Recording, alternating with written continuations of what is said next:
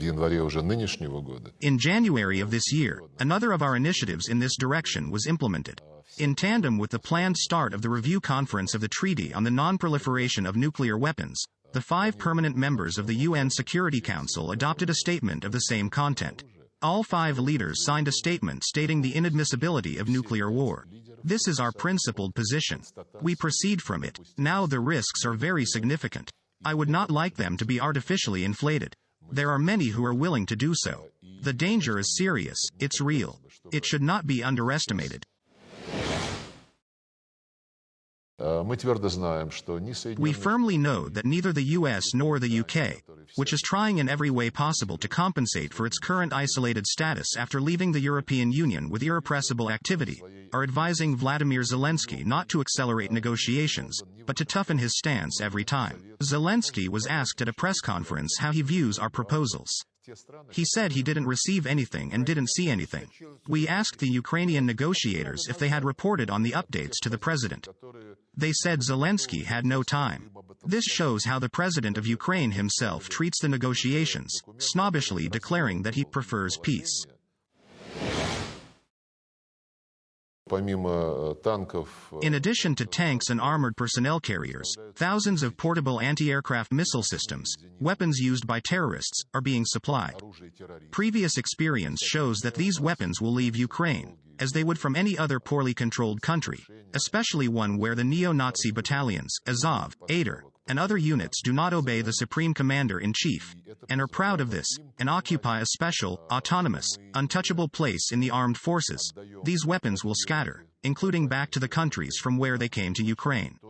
These countries also groups of people, especially given the waves of migration, who would like to get their hands on such an opportunity. The US military doesn't know where it's all going to end up. Maybe they know about some things, but others they don't. What will the Russian Federation do? When the Turks sold Bayraktar drones to Ukraine a long time ago, they were used for many years to conduct reconnaissance in the Donbass, to assist in bombing this region with the artillery of the armed forces of Ukraine in gross violation of the Minsk agreements. The agreements were publicly buried by Zelensky.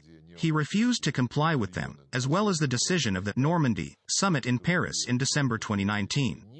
Although there was nothing there about Lugansk, Donetsk, or Russia.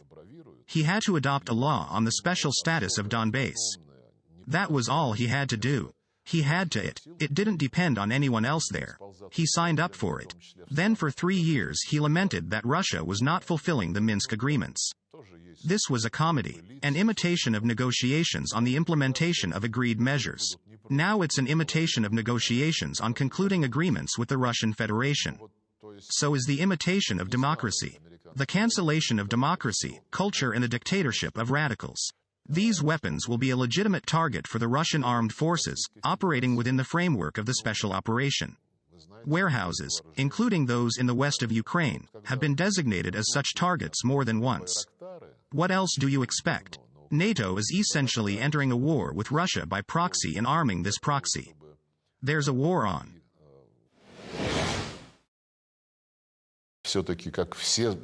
Everyone keeps repeating that under no circumstances should a third world war be allowed.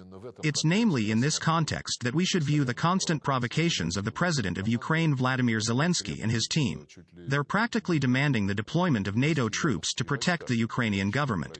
But everyone always says that they will give Kiev weapons. This also adds fuel to the fire. They want to force Ukrainians to fight Russia to the last soldier with these arms supplies, as long as this conflict drags on longer, so that Russia, as they hope, suffers more and more.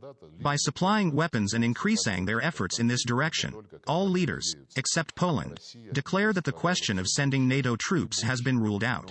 Warsaw, judging by what Prime Minister Mateusz Morawiecki is saying, has proposed a kind of peacekeeping operation in Ukraine, clearly showing interest in sending its servicemen there under a peacekeeping flag. We can only imagine how the historical reminiscence of Poles who would find themselves on their former territory, in the west of Ukraine, will manifest itself.